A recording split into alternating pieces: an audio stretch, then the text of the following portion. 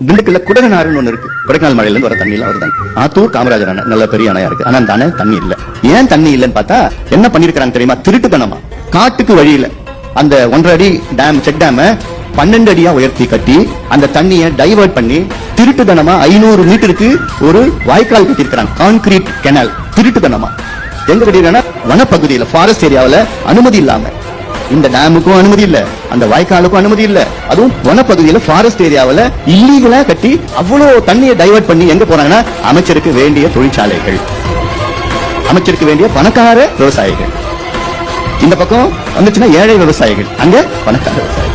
மிச்ச தண்ணி எங்க போறோம்? அமராவதி ஆத்துல போய் காவிரியில போனோம். ஆனா இவங்க என்ன பண்ணிருக்காங்கன்னா அந்த சோர்ஸ்ல போய் கீழே எடுத்துட்டு போய் அது வைகை ஆத்துல போய் இணைக்கிற திட்டம். ஆனா பாக்கிறதுக்கு முன்னாடி எனக்கு அச்சுறுத்து. இதுக்கு முன்னாடி 2-3 பேர் பார்க்க போனாங்க, வெட்டிட்டாங்க. நான் சொல்லிட்டேன் நான் நடக்கிறத பாத்துக்கலாம். அப்பயும் பார்த்தா 4 பேர் பைக்ல வந்து மிரட்டிட்டு போறாங்க.